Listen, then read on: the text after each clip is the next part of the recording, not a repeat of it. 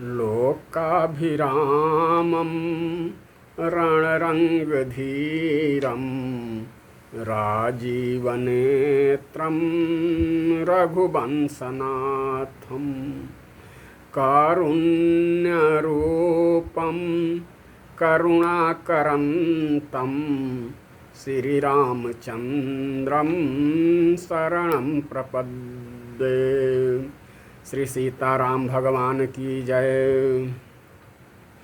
सच्चिदानंद रूपाय विश्वोत्पत्त्यादिहेतवे तापत्रय विनाशाय श्री कृष्णाय वयं नुमः।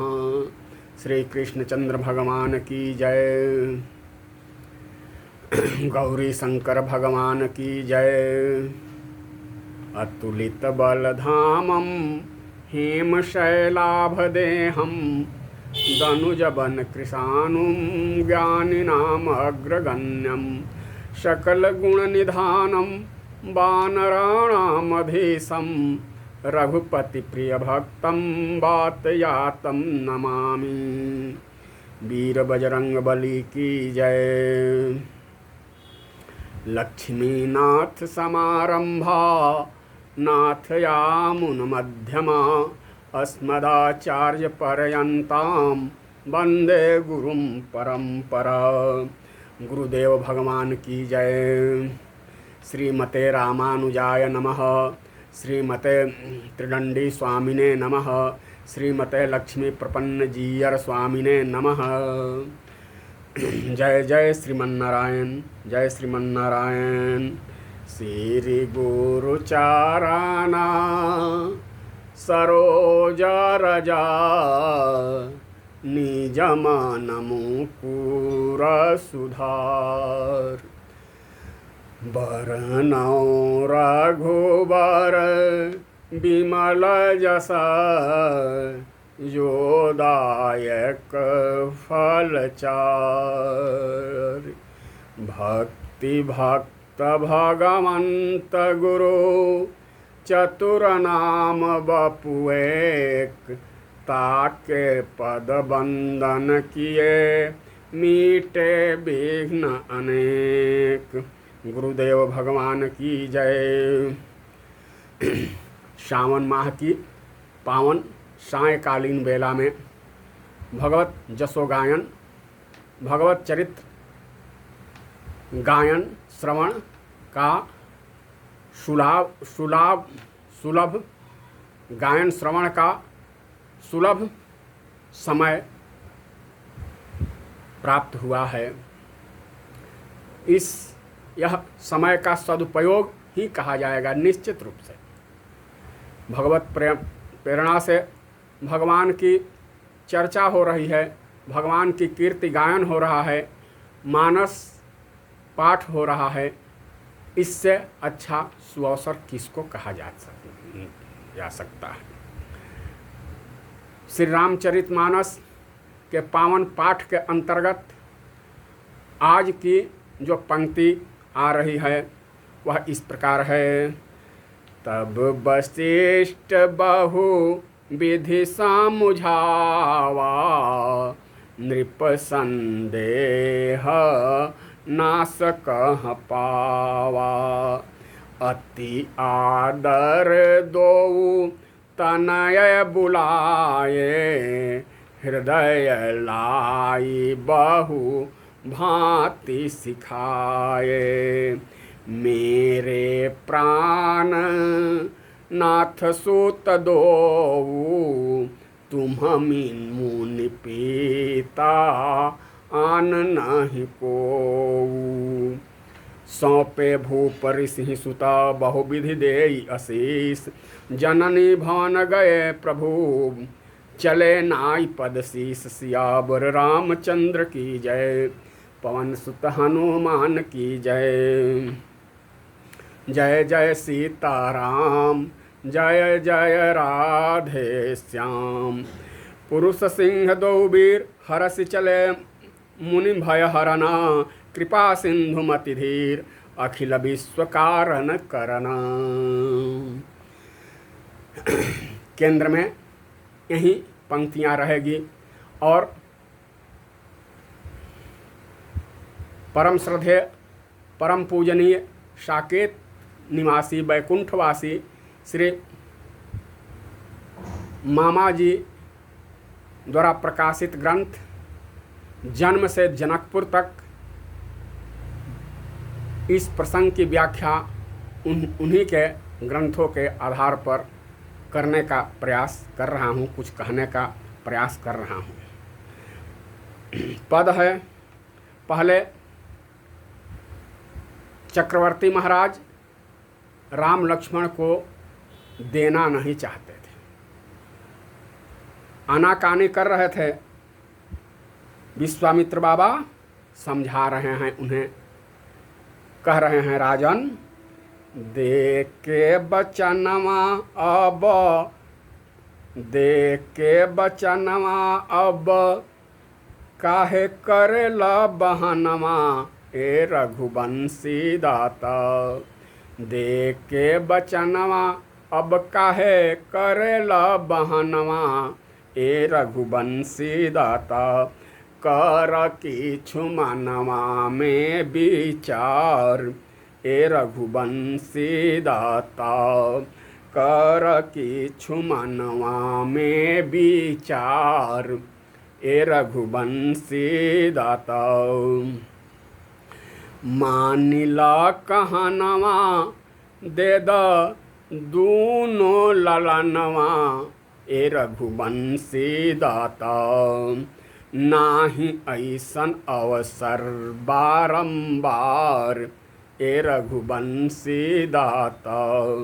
नाही ऐसन अवसर बारंबार ए रघुवंशी दाता। बबुआ के पठैब जग में सुजस कमैब ए रघुवंशी दाता। हुई हैं जगत में जय जयकार ए रघुवंशी दाता। हुई हैं जगत में जय जयकार ए रघुवंशी दाता। ममता देखैब हमार हई, ममता देखैब हमार हई, बबुआ हम ना देब। ममता देखैब कुल के कीरति गवैब ए रघुवंशी दाता। पाछे पछतैब आंसुआ ढार ए रघुवंशी दाता।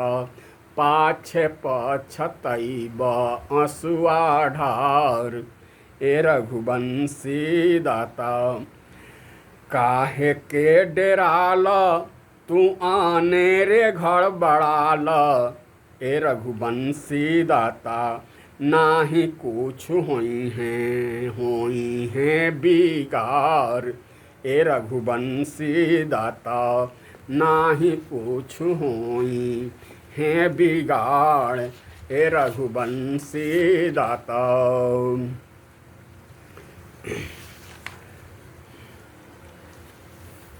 मेरे साथ रामभद्र जाएंगे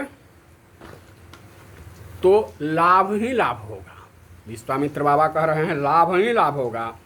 लाभ क्या होगा? विद्या बहु पाई हैं। मेरे साथ जाएंगे तो बहुत प्रकार के विद्याएं पाएंगे। विद्या बहु पाई हैं, जो मेरे पास विद्याएं हैं सब प्राप्त कर लेंगे। वे उन्हें मेरे पास की विद्याएं उन्हें प्राप्त हो जाएंगी। और इसका अनेक भाव संत लोग दिया करते हैं। और भाव है,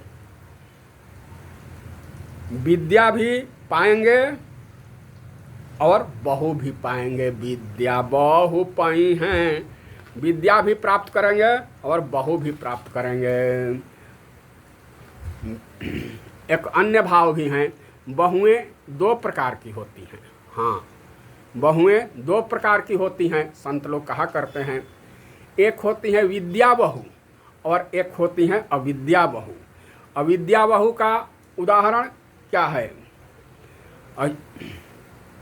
अविद्या बहु किसी घर में बहू आई, पड़ोसिन पूछने गई, जिज्ञासा पूर्वक पूछी, कैसी बहू आई है?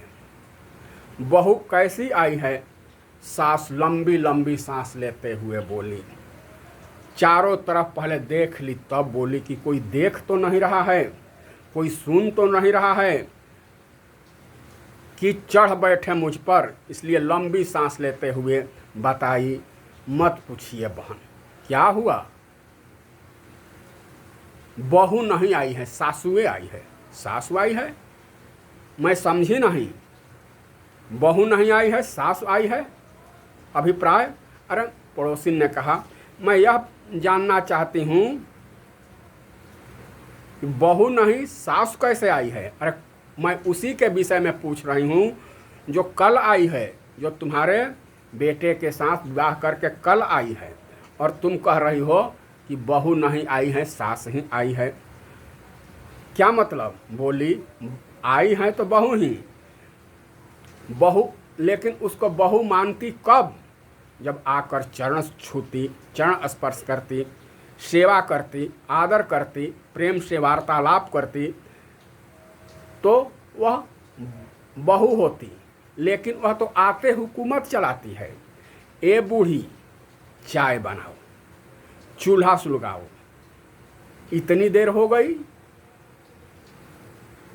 तो ऐसी बहुएं अविद्या बहू की उदाहरण हैं। और अविद्या बहू का उदाहरण कौन है? सर्पणेखा, ताड़का, ये अविद्या बहू का उदाहरण है। पूतना, सर्पणेखा, ताड़का, ये अविद्या बहू के उदाहरण हैं। और विद्या बहू मेरे साथ जाएंगे रामभद्र, लखनलाल जी, तो विद्या बहू पाएंगे, अर्थात बहू भी पाएंगे और विद्या भी पाएंगे। अन्य भाव यह है कि विद्या बहू पाएंगे। विद्या बहू किसको कहते हैं? जिसके लिए यह उक्ति कही गई है। विद्या बहू उसको कहते हैं जिसके लिए मानस में बड़ा ही दिव्य, बड़ा ही सुंदर चौपाई कही गई है। क्या? पुत्र पवित्र किए कुल दो, पुत्र पवित्र किए कुल दो, सुजस धवल जग कह सब को, पुत्र पवित्र किए कुल दो, सुजस धवल जगु कह सब को। यह विद्या बहू की उदाहरण है। राजन, विश्वास रखो, मेरे पास जाएंगे तो विद्या बहू पाई हैं, खल बधी कुशल घर आई हैं, ए रघुवंशी दाता हुई हैं जगत में जय जयकार, ए रघुवंशी दाता। राजन, अंतिम बात कह रहा हूँ। मेरे वचनों में व्यक्तिगत स्वार्थ नहीं है, और इनकी अनिष्ट की आशंका के विषय में आप जो सोच रहे हैं वह भी निरर्थक है। अनिष्ट के विषय में सोचबे मत कीजिए। अगर मेरी निवेदन पर, मेरी बात पर विश्वास न हो तो अपने गुरु वशिष्ठ से पूछ लीजिए।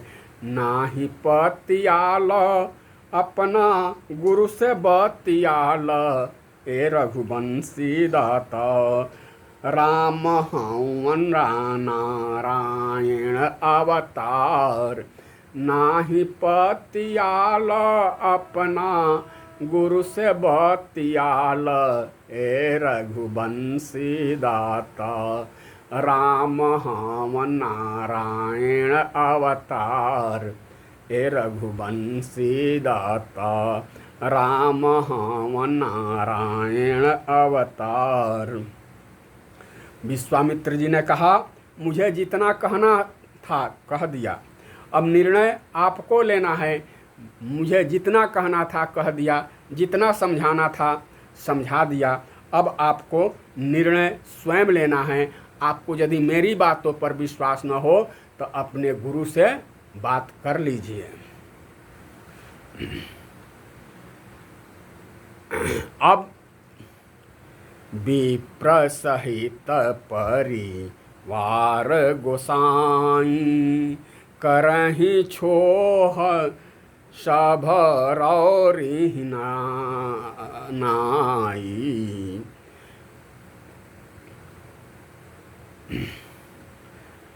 अब दशरथ महाराज को, चक्रवर्ती महाराज को थोड़ी तसल्ली हुई, थोड़ी की क्या, पूरा का पूरा तसल्ली हो गया कि अब मेरी बात बन जाएगी। क्यों?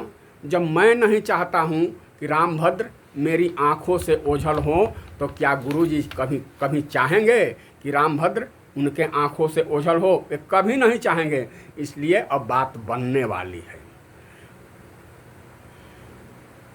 और क्या कभी वशिष्ठ जी उनके साथ भेजने की स्वीकृति प्रदान करेंगे जिनके साथ विश्वामित्र जी का दुश्मनी है, बैर भाव है? कभी स्वीकृति प्रदान नहीं करेंगे। उसके साथ गुरुजी कब भेजने को कहेंगे, अर्थात नहीं कहेंगे। ऐसा समर्थन नहीं करने वाले हैं। इसलिए राजन को, चक्रवर्ती महाराज को तसल्ली हुई। चक्रवर्ती महाराज को तो विश्वास था कि गुरुजी कह देंगे नहीं नहीं, कोई ज़रूरत नहीं है भेजने की।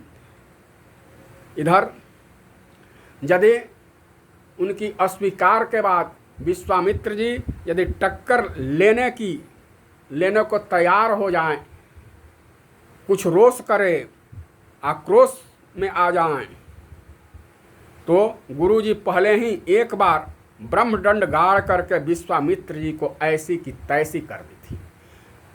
चक्रवर्ती महाराज को पूरा विश्वास है कि वशिष्ठ जी और विश्वामित्र जी के साथ हमेशा तो 36 का संबंध रहा है, कभी वो 63 होने वाला ही नहीं है।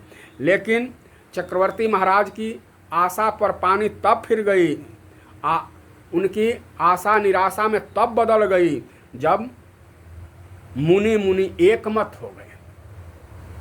वशिष्ठ जी ने विश्वामित्र जी का समर्थन कर दिया। वशिष्ठ जी पूरा का पूरा समर्थन कर दिए और बोले ठीक है राजन, दे दो।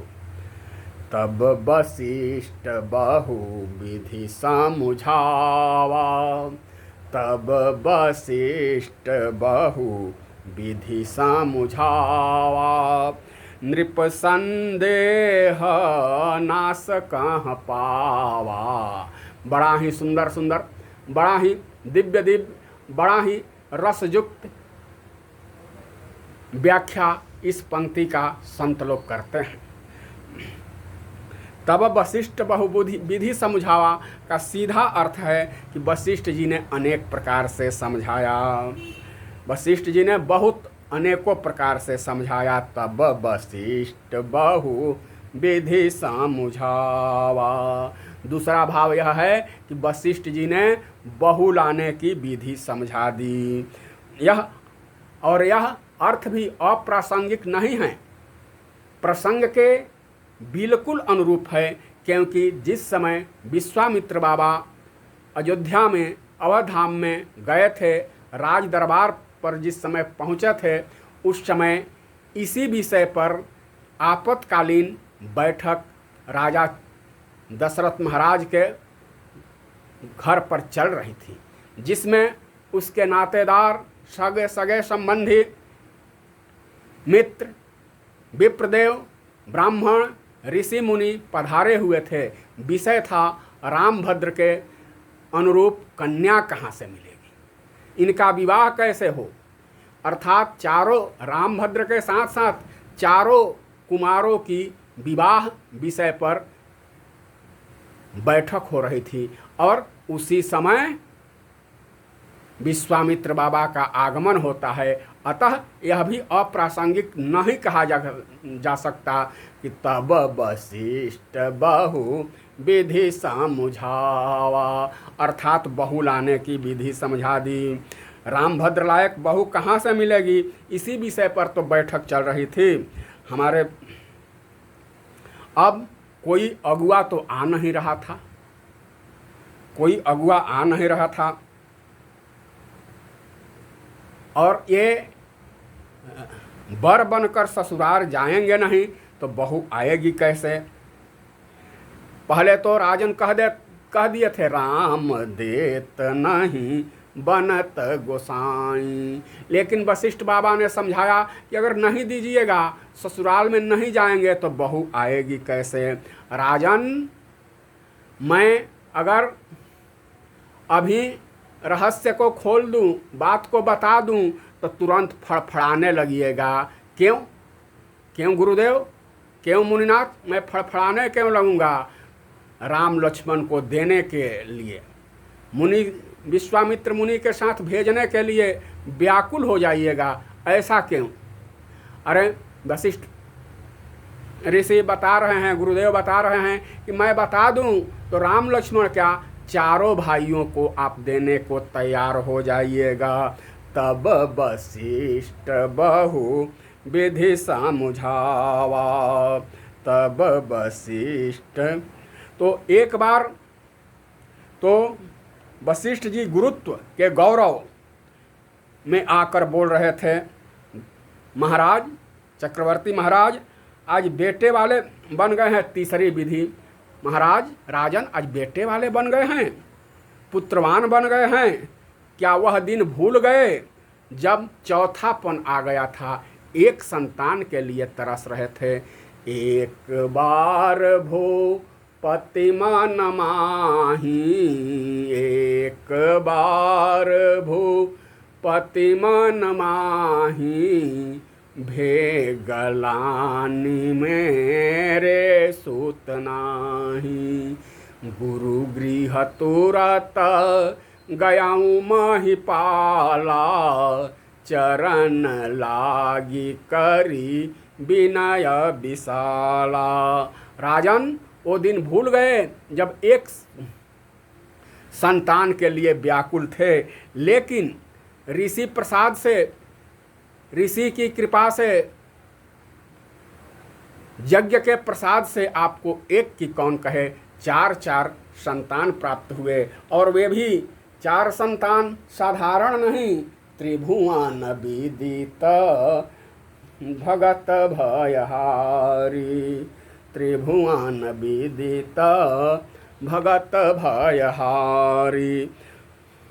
तो यह भी समझाने की यह भी एक विधि है थी क्या?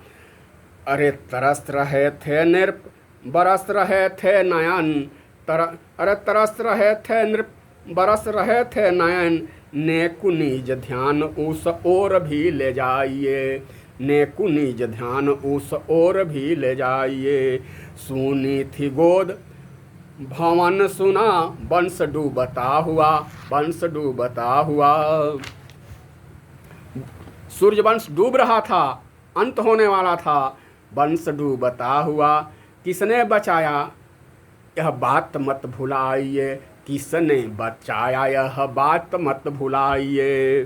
श्रुति की कृपा से, सुर संत की कृपा से, शुभ यज्ञ की कृपा से पुत्रवान अब कहाइए, शुभ यज्ञ की कृपा से अब पुत्रवान अब कहाइए।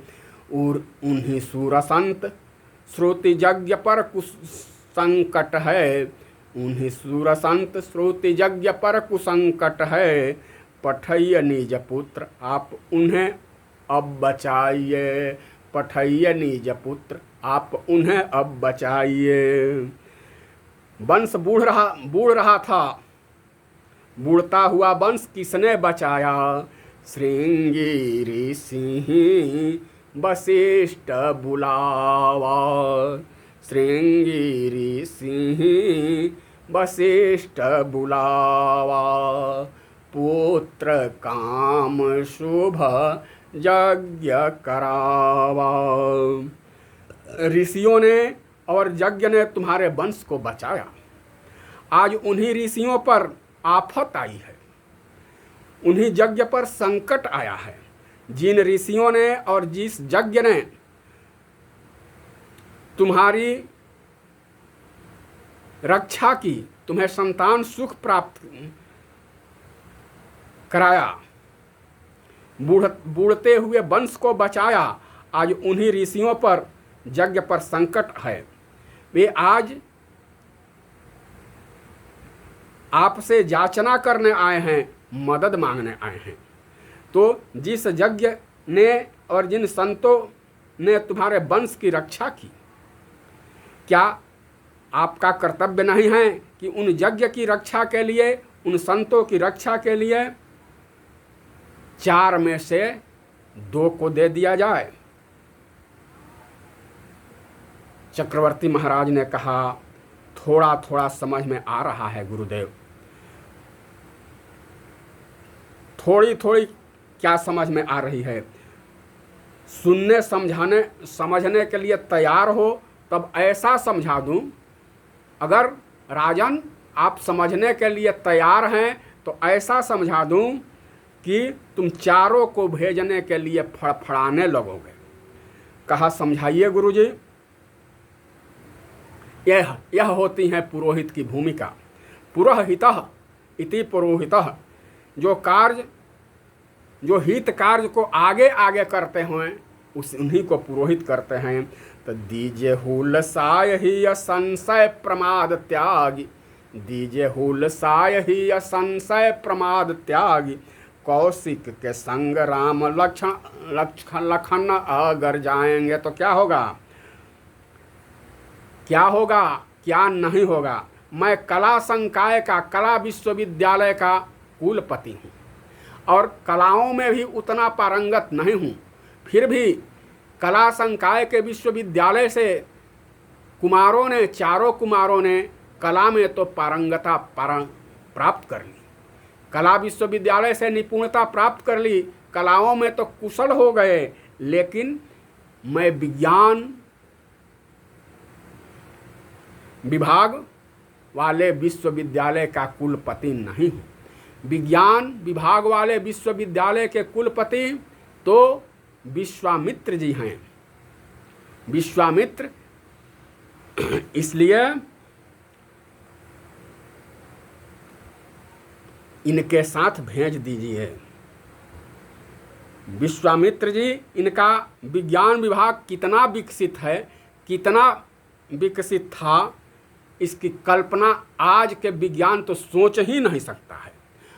उनकी आज की विज्ञान को उतना सोचने की हैसियत नहीं है, क्षमता नहीं है, इतना इनका विज्ञान विभाग विकसित था। यूँ कहा जाए उस समय का विज्ञान विभाग विकसित था। आज हम विज्ञान के क्षेत्र में बहुत प्रगति कर गए हैं। बहुत पूछा जाए, हमारे युग के विज्ञान में हम चांद पर चले गए हैं, सूर्य पर जाने की योजना बना रहे हैं। घर बैठक दुनिया से बोल, उड़ी आकाश चिड़ियन संग ढोल। घर बैठल दुनिया से बोल, उड़ी आकाश चिड़ियन सन होल। कोस हजारों क्षण में चली जा, भले रहस्य रात चांद के खोल। और लेकिन तनि विचार किया जाए, क्या अभी तक विज्ञान ने रोग पर विजय प्राप्त किया, बुढ़ापा पर विजय प्राप्त किया, मृत्यु पर विजय प्राप्त की, या इसके रहस्य का रहस्योद्घाटन किया? उत्तर होगा नहीं। विज्ञान सोच भी नहीं सकता है। हाँ, साहित्यकारों ने कुछ सोचा जरूर है। आधुनिक युग के साहित्यकारों ने भी सोचा है। विज्ञान तो ऐसे ऐसे विस्फोटक यंत्र का निर्माण कर दिया है कि एक बटन दबाने से पूरी दुनिया नष्ट हो सकती है। यह तो संहार का साधन हुआ ना, कल्याण का साधन तो हुआ नहीं। रामधारी सिंह दिनकर कहते हैं, लिखते हैं, खेल सकता तू नहीं ले हाथ में तलवार। दिनकर जी ने विज्ञान को तलवार की उपमा दी है। खेल सकता हाथ में तू तो हो चुका है सिद्ध की, यदि विज्ञान है तलवार तो इसे जो दो फेंक, तजकर मोह और स्मृति के पार। काट लेगा माना तू शिशु अभी नादान, काट लेगा अंग अपनी तीखी है बड़ी धार। आज के मानवों को दिनकर जी ने नादान शिशु कहा है और संहारक वैज्ञानिक यंत्रों को तलवार बताया है। और यहाँ तक प्रेरित किया है कि यदि यह संहारक है तो इसे तजो और मोह और स्मृति के पार फेंक देनी चाहिए, भूल जाना चाहिए। तो क्या विज्ञान ने बुढ़ापा पर मृत्यु के रहस्य को अभी तक खोज पाया? नहीं खोज पाया। लेकिन विश्वामित्र बाबा का ज्ञान कैसा था, उनका विश्वविद्यालय कैसा था? तनि पूछ विज्ञान जगत से, तनि पूछ विज्ञान जगत से, रोग बुढ़ापा और मरण हटा दे। चांद सूरज के, रात दिवस के, ऋतुअन के तन को खिसका दे। देहिया ज्यों के त्यों रहती, मुर्दा काहे हम समझत बानी। ए बतिया बूझ, ई बतिया बूझ तब हम जानी। देहिया ज्यों के त्यों रहती, मुर्दा काहे हम समझत बानी। ई बतिया बूझत जानी। और गीता गायक गोविंद क्या कहते हैं? जातस्य ही ध्रुवो मृत्युर्ध्रुवम जन्म जा मृतस्य च, तस्माद् अपरिहार्यार्थे न त्वं शोचितुम अर्हसि। चले चाहे हो घर का वासी, चाहे हो जंगल का जोगी, चाहे पक्का पहलवान हो, चाहे हो निर्बल रोगी, चाहे हो सर्वस्व का त्यागी, चाहे हो सर्वस्व के भोगी। और क्या? जिसकी बरही होए चुकी है, जिसकी बरही होए चुकी है, एक दिन उसकी तेरहवीं भी होगी, उसकी तेरहवीं भी होगी। संध्या समय विदा कर दीन्हा, फिर प्रात ही आन खड़ी। संध्या समय विदा कर दीन्हा, फिर प्रात ही आन खड़ी। कहत कबीर सुनो भाई साधो, मौत से भी भूख बड़ी। इस पर भी साहित्यकारों ने कुछ रचनाएं की है। कभी भगवत कृपा से किसी मंच पर वाणी को पवित्र करने का मौका मिलेगा तो वैसा भी निवेदन करने का दास द्वारा प्रयास होगा। लेकिन विश्वामित्र बाबा का विश्वविद्यालय ज्ञान कैसा है? तो जात लाग नहीं क्षुधा पिपासा, भूख और प्यास नहीं लगेगी, ऐसी विद्या उनके पास है। तो क्या शरीर तो दुर्बल हो जाएगा? जो खाएगा पिएगा नहीं उसका शरीर तो दुर्बल हो जाएगा? नहीं जी, विश्वामित्र बाबा के पास ऐसी विद्या है कि जात लाग नहीं क्षुधा पिपासा, अतुलित बल तन तेज प्रकाश, अतुलित बल तन तेज प्रकाश।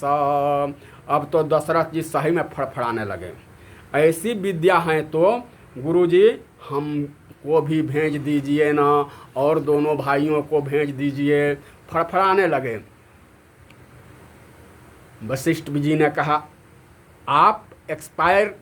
आपका डेट एक्सपायर हो चुका है, बूढ़े हो चुके हैं, आप रिटायर हो चुके हैं, इसलिए आपकी ज़रूरत नहीं। अभी 2 कुमारों को ही भेज दीजिए। तो दीजिए हुलसाय ही संशय प्रमाद त्यागी, कौशिक के संग राम लखन यदि जय हैं। मेरी कला विद्या में पूर्ण पारंगत भय, अब इनसे बला अति बला विद्या सब पई हैं। भूख नाही प्यास नाही तब हूँ उदास नाही, दिन दिन प्रकाश तन तेज अधिकाई हैं, दिन दिन प्रकाश तन तेज अधिकाई हैं। और फायदे नारायण जुगल जाय अहीं चतुर होई के, नारायण जुगल जाय अहीं चतुर होई के, कहीं चारों अगर जई हैं तो 8 हो के आई हैं। कहीं चारों अगर जही हैं तो 8 हो के आई हैं। तब वशिष्ठ बहु विधि समुझावा, नृप संदेह नाश कह पावा। सौंपे भूपरि सिंह सुता, बहुविधि आशीष दिन।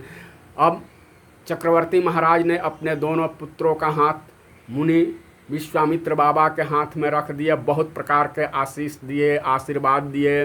भगवान अब निवेदन कर रहे हैं विश्वामित्र बाबा से, बाबा मुनिनाथ पिताजी ने तो अब हम दोनों भाइयों के आपके हाथों में सौंप ही दिए हैं, अब तो हम आपके अधीन हैं। अगर आपकी स्वीकृति हो तो माँ से आशीर्वाद लेकर चला आऊँ। विश्वामित्र बाबा सोच रहे हैं कि कितना परिश्रम करने के बाद किसी तरह चक्रवर्ती महाराज से स्वीकृति मिली है। यदि इनको माता के पास भेज दिया जाए तो न जाने स्वीकृति मिलेगी अथवा नहीं। माता जी अगर मना कर देगी तो उनका अधिकार बनता है, क्योंकि पिता से ज़्यादा माता का अधिकार होता है।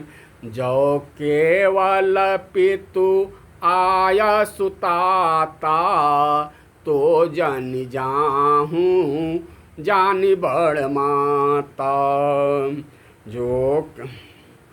जो पितु मातु कहूँ बन जाना, तब कानन सत अवध समाना। लेकिन निर्णय लिया विश्वामित्र बाबा ने, भले ही माँ रोक लें, भले ही मेरी यज्ञ सिद्ध न हो सके, लेकिन अगर नहीं भेजता हूँ तो संस्कार बिगड़ जाता है। हाँ, निर्णय लिया कि भले ही मेरा यज्ञ पूर्ण न हो, लेकिन मैं संस्कार नहीं बिगड़ने दूंगा, क्योंकि आगे आने वाली पीढ़ियों के लिए यह संस्कार ही धरोहर होगा, यही आदर्श होगा। लेकिन वशिष्ठ बाबा तो पहले ही समझा दिए थे, माँ तो पहले से इंतजार कर रही थी, कब से। यहाँ विश्वामित्र बाबा को भी भोले बाबा के स्वप्नादेश के कारण स्वप्नादेश के अनुपालन में अयोध्या धाम में गए हैं, और भोले बाबा माताओं से पहले ही बता चुके हैं। क्या बता चुके हैं? और माताएं तो उसी दिन से प्रतीक्षा कर रही हैं कि बक्सर वाले बाबा कब आएं। क्यों इतना विलम्ब कर रहे हैं? क्योंकि भोले बाबा जब ज्योतिषी रूप में आए थे तो क्या कहे थे, बालापन जब लो तब लो खेले तब नयन आगे, होते ही किशोर मुनि कौशिक ले जाएंगे। माताएं तो पहले से जानती है।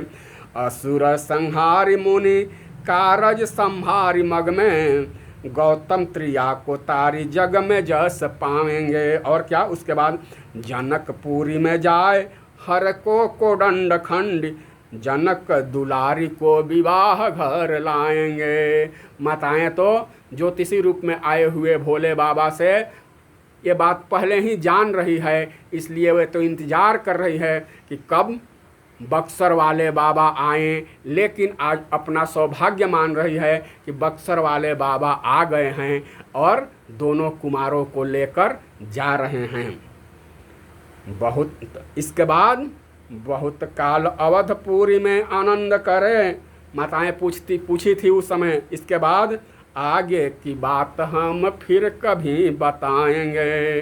तब वशिष्ठ बहु विधि समुझावा, तब वशिष्ठ बहु विधि समुझावा, नृप संदेह नाश कह पावा।